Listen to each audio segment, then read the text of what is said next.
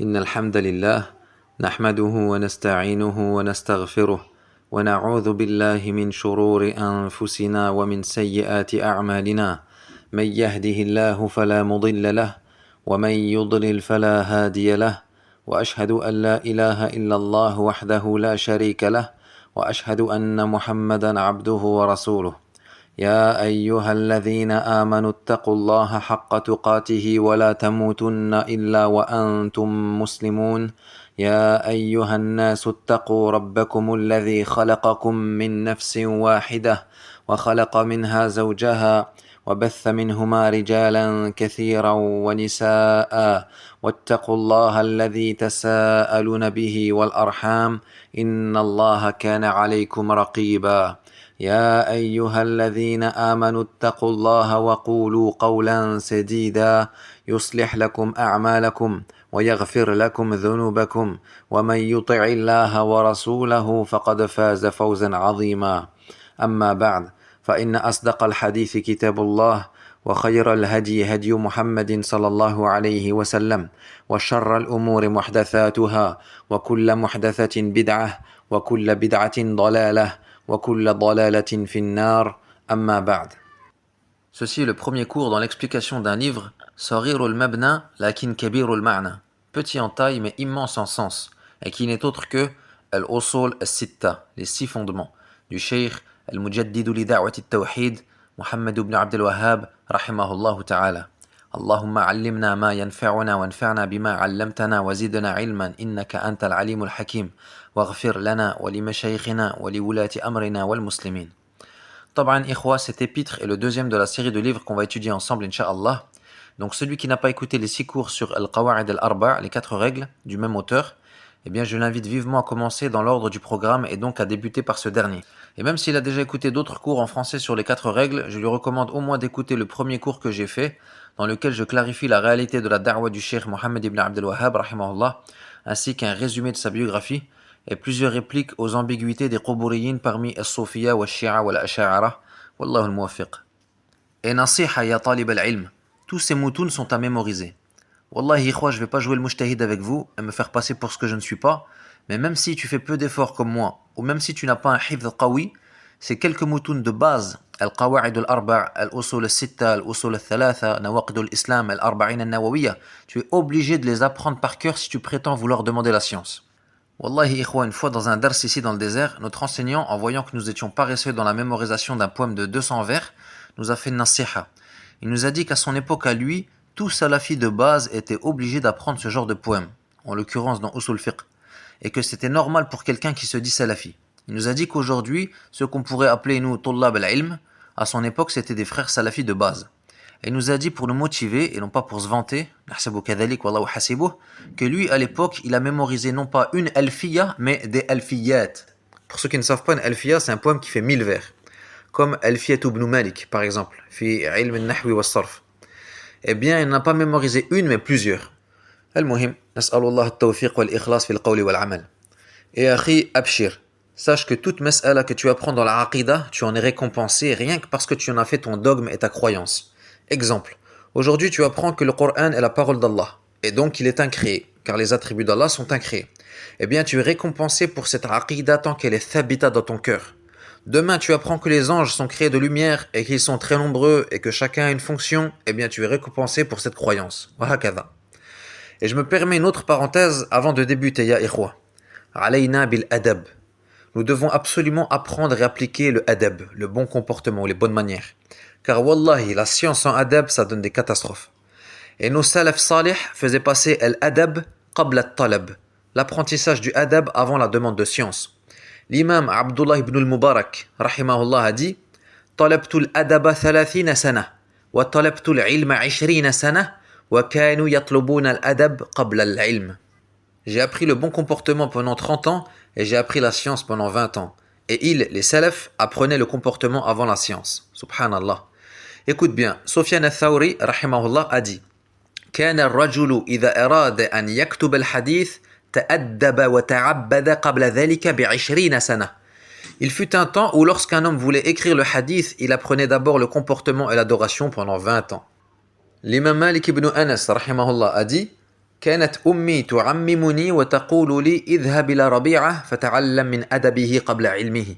Ma mère me mettait mon turban et me disait rends-toi auprès de Rabi'a et apprends de son comportement avant sa science. Abu Asim rahimahullah a dit من طلب هذا الحديث فقد طلب أعلى أمور الدنيا فيجب أن يكون خير الناس. Celui qui demande cette science, le hadith, a certes demandé la plus grande chose de ce bas monde, il doit donc être le meilleur des gens. Et parmi le adab avec ton frère, s'il te donne une faïda par exemple, alors que tu la connais déjà, eh bien fais partie du bon comportement que tu le laisses finir, que tu le remercies et que tu fasses comme si tu ne la connaissais pas. Il y a en cela plusieurs bienfaits. Écoute ce que dit Cheikh Saadi, rahimahullah. Il dit, premièrement, tu vas mettre de la joie dans le cœur de ton frère du fait qu'il t'a appris quelque chose. Deuxièmement, cela te préserve du kibr, l'arrogance. Wallahi, ça t'apprend la modestie, et c'est un djihad. Car ton nefs, il bout d'envie de lui dire, je la connais déjà cette faïda. Mais non, tu te tais, tu le laisses finir et tu lui dis Jazakallahu khayran.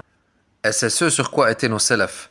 Ata ibn Abi Rabah, rahimahullah, a dit Inna ar-rajula la yuhaddithuni bil hadith fa ansitu lahu ka'anni lam asma'hu wa qad sami'tuhu qabla an yulad.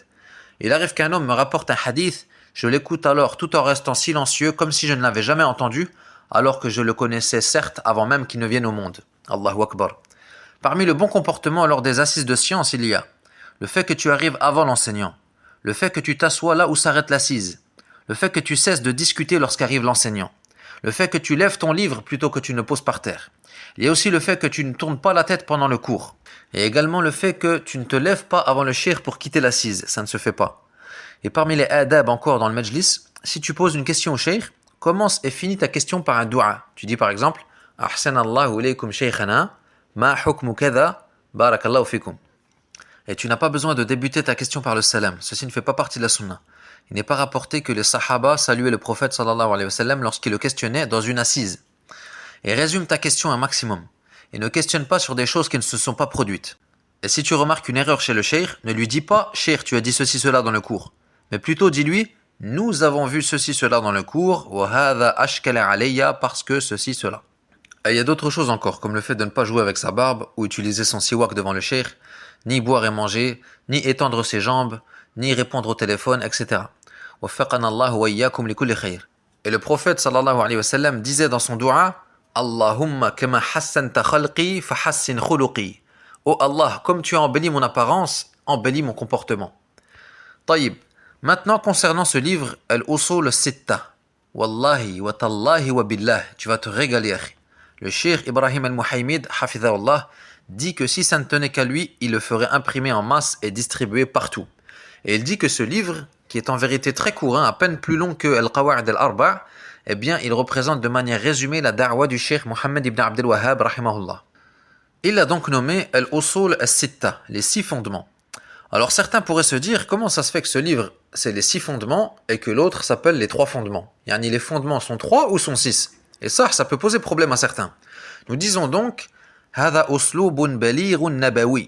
ceci est un style éloquent prophétique. Le messager sallallahu alayhi wa sallam a dit Inna Allah yarda lakum thalatha wa yakrahu lakum thalatha. Certes, Allah agrée pour vous 3 choses et déteste pour vous 3 choses. Est-ce que ça veut dire qu'il n'y a que 3 choses qu'Allah agrée pour nous ou seulement 3 choses qu'Allah déteste pour nous? Évidemment non. Ou comme sa parole Ayatul munafiqi thalath. Les signes de l'hypocrite sont au nombre de 3. Et dans d'autres hadiths, on trouve d'autres signes des munafiqin. Donc il y en a plus que 3 en tout. Mais ceci est un usloub balir, et un style éloquent. Et on a vu dans le sharh des 4 règles l'intérêt de citer le nombre, mais on va le reciter ici car la science s'enracine avec la répétition. Akhi, ne te lasse pas d'entendre à chaque début de livre le cheikh expliquer la basmala par exemple, ou marna at-tawhid. Celui qui croit qu'il va assister à un cours sur le tawhid et que ça y est, khlas, c'est acquis, il n'a rien compris. Al-ilmu la yathbutu illa bit-takrar. La science ne reste qu'avec la répétition. فكرر العلوم فالتكرار خير معين إذ به يصار إلى اكتناز العلم وهو أفضل كنز وفيه لذة لا تعدل. Au point qu'il fut dit بالتكرار يعلم الحمار. C'est en répétant qu'on enseigne à l'âne. Et tu trouves des mashayikh qui disent ce livre je l'ai expliqué plus de 300 fois. Et parmi les preuves que la répétition va avec la science, hadith Abi Umama fi Sahih at-Tirmidhi. Tu peux dire at-Tirmidhi ou at-Tirmidhi ou at-Turmidhi bitathlith at-ta.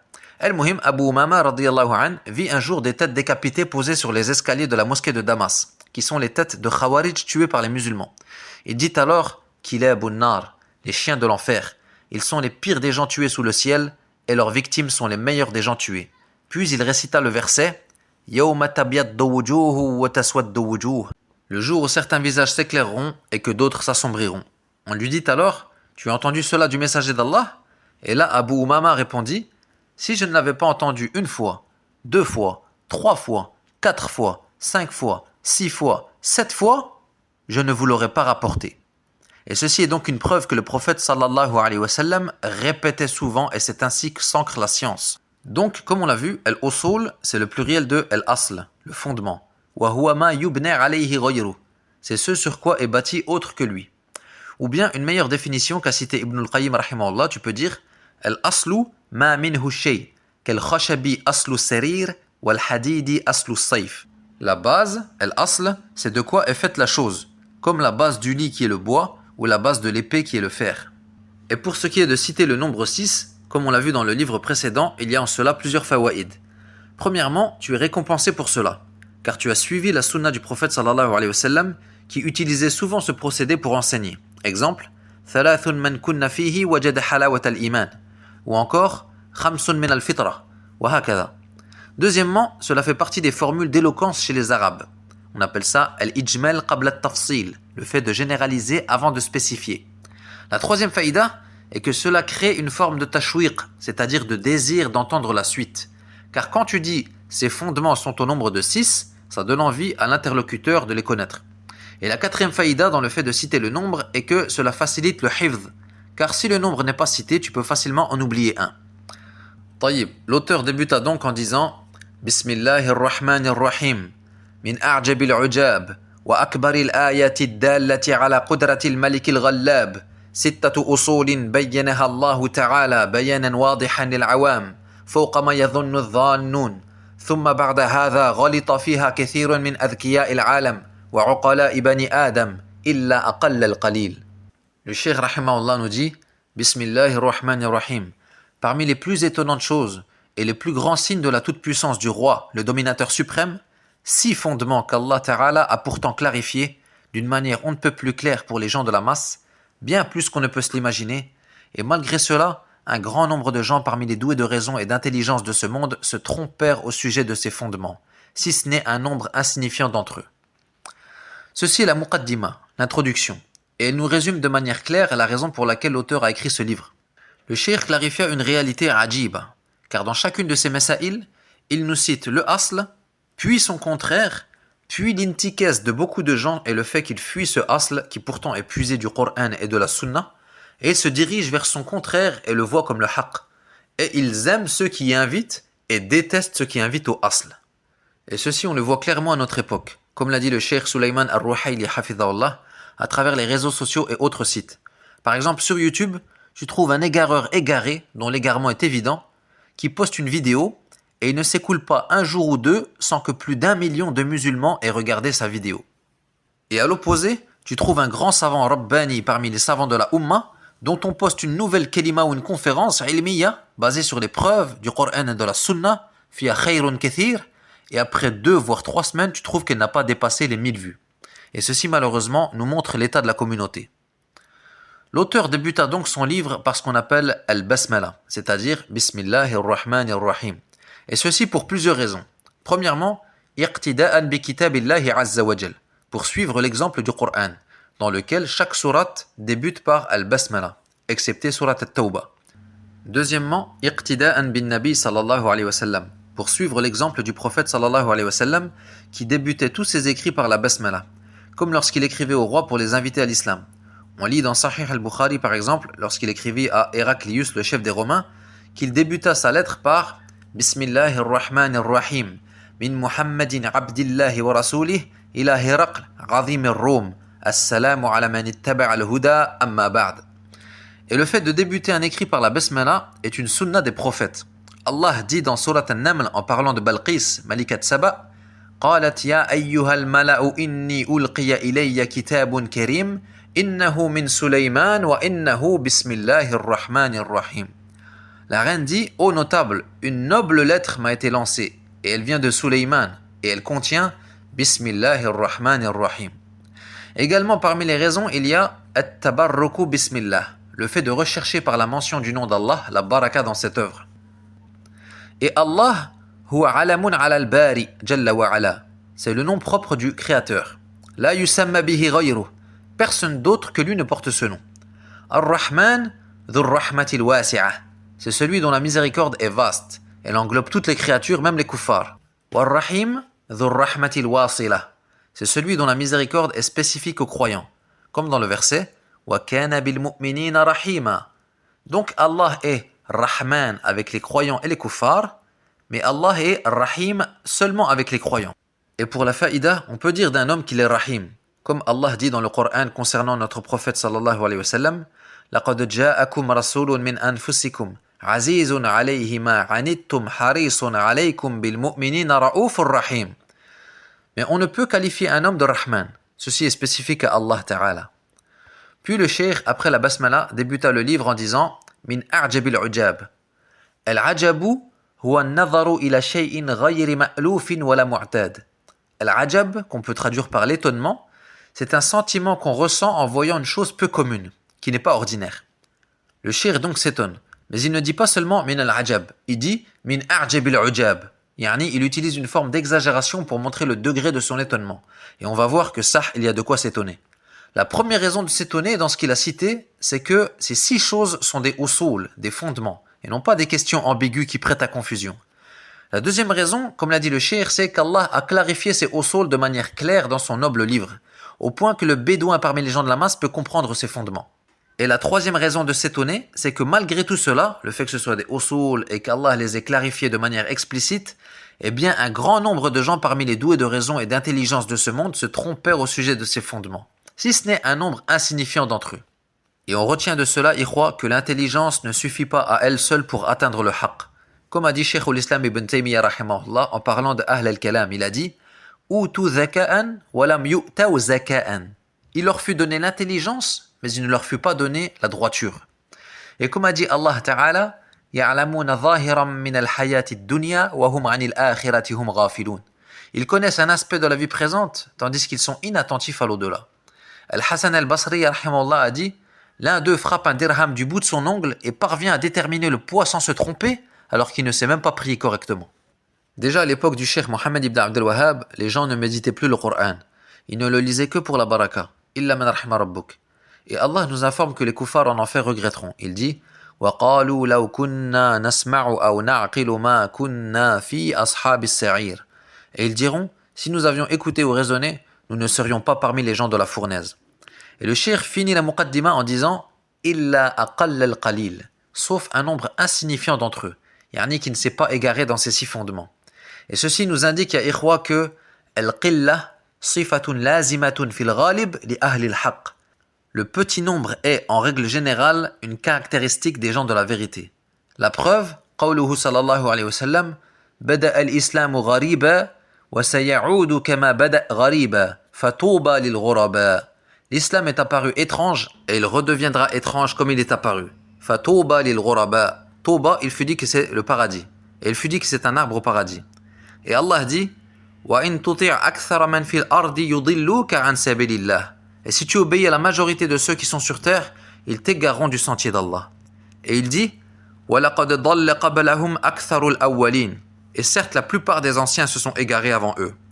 Il dit aussi subhanahu وَمَا أَكْثَرُ النَّاسِ وَلَوْ حَرَصْتَ بِمُؤْمِنِينَ. Et la plupart des gens ne sont pas croyants malgré ton désir ardent.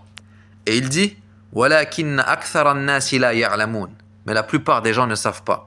Taïb, Sou'al. Pourquoi l'auteur a dit que ces 6 fondements, que nous attendons impatiemment de connaître, font partie des plus grands signes de la toute-puissance du roi, le dominateur suprême, Al-Malikul Ghallab? Réponse, car le fait que la plupart des gens se soient égarés dans ces fondements, alors qu'ils sont pourtant clairement clarifiés dans le Coran et compréhensibles de tous, les savants comme les gens de la masse, eh bien ceci prouve la toute-puissance d'Allah et son absolue royauté. Tamamu qudratihi wa mulki. De quel point de vue? Du fait que c'est lui qui guide et qui égare. Celui qu'Allah guide, personne ne peut l'égarer, et celui qui l'égare, personne ne peut le guider. Personne donc ne parvient à atteindre le haqq si ce n'est bi qudratillah. Et le cheikh a dit Al-Malikul Ghallab. Al-Malik fait partie des noms d'Allah Azza wa Jal, tout comme Al-Malik ou Al-Malik. Je répète, Al-Malik ou Al-Malik ou Al-Malik. Les trois sont des noms d'Allah Azza wa Jal. Quant à Al-Ghallab, هذا من باب الإخبار وليس من باب التسمية. Il ne nous est pas rapporté qu'il fasse partie des noms d'Allah, mais on peut informer qu'Allah est Ghallab. Et d'ailleurs, nous lui attribuons l'attribut de Al-Ghalaba, car Allah dit Wallahu ghalibun ala amri, dont ils traduisent le sens par et Allah est souverain en son commandement. En effet, malgré tous les efforts que peut fournir le serviteur, il ne peut parvenir à ses fins que par la permission d'Allah. Ma sha'Allahu kan wa ma lam yasha lam yakun. Ce qu'Allah veut se produit et ce qu'il ne veut pas ne se produit pas. Attention, on parle là de al-iradatul kawniyya, la volonté universelle. Car la volonté d'Allah se divise en deux. Al-iradatul kawniyya, la volonté universelle, qu'on appelle aussi al-mashi'a, et al-iradatu al-shar'iyya, la volonté religieuse. La différence entre les deux, c'est que la première, al-iradatul kawniyya, celle-ci se produit obligatoirement, mais ça ne veut pas dire qu'Allah l'aime. Tandis que al-iradatu al-shar'iyya, la volonté religieuse, celle-ci, Allah l'aime, mais ça ne veut pas dire qu'elle se produise forcément. Exemple, Allah veut que demain tu te lèves pour le fajr. Il aime cela. Cela fait partie de al-iradatu shar'iyya. Mais pour une raison ou une autre, il se peut que tu ne te réveilles pas et que tu rates le fajr. Donc si tu rates le fajr, Allah l'aura voulu évidemment, car rien ne se produit dans l'univers sans qu'Allah ne l'ait voulu et permis. Mais ceci fait partie de sa irada kawniyya. Et il y a une sagesse derrière. On développera plus cette mas'ala dans le prochain livre qui est Thalathatul Usul, Inch'Allah, dans les 4 degrés du Qadar. Et à ce sujet, il est rapporté de l'imam al-Shafi'i rahimahullah qu'il a dit Ma shi'ta kana wa in lam asha wa ma shi'tu in lam tasha lam yakun khalaqta al-ibada ala ma alimta wa fil ilmi yajri al-fata wal musin faminhum shaqiyyun wa minhum sa'idun wa minhum qabihun wa minhum hasan ala dha mananta wa hadha khadhalta wa hadha a'anta wa dha lam tu'in. Et pour finir, question importante, est-ce que celui qui est sincère et recherche la vérité et fait des efforts pour y parvenir, est-ce qu'Allah lui accorde d'atteindre le haqq? Je répète la question. Celui qui est sincère dans sa recherche de la vérité et qui fait les causes pour l'atteindre, est-ce qu'Allah lui accorde d'y accéder? Les Mu'tazila disent que oui, et Ahlus Sunnati disent que non, pas obligatoirement. Celui-là est récompensé pour son ijtihad et pardonné de ne pas avoir atteint le haqq, mais il n'y parvient pas forcément. Attention, ceci est la aqida des Mu'tazila, pourquoi? لأنهم يجيبون على الله أن يختار الأصلح للعبد. Car elles obligent à Allah, wal'iyadhu billah, de choisir ce qu'il y a de meilleur pour le serviteur. Car c'est ce qu'implique la sagesse selon eux. Cette faïda, je l'ai entendue du Cheikh Ibrahim al-Muhaymid, hafidhahullah, et à la base, cette mas'ala se trouve dans At-Tahawiyya, mais le Cheikh l'a cité bil munasaba dans son sharh d'Al-Usul al-Sitta, donc j'ai voulu vous en faire profiter à mon tour. Allahumma inna nas'aluka al-huda wat-tuqa wal-afafa wal-ghina. اللهم يا مقلب القلوب ثبت قلوبنا على دينك اللهم مصرف القلوب صرف قلوبنا على طاعتك اللهم أعنا على ذكرك وشكرك وحسن عبادتك وسبحانك اللهم وبحمدك أشهد أن لا إله إلا أنت أستغفرك وأتوب إليك وصلى الله على نبينا محمد وعلى آله وصحبه أجمعين.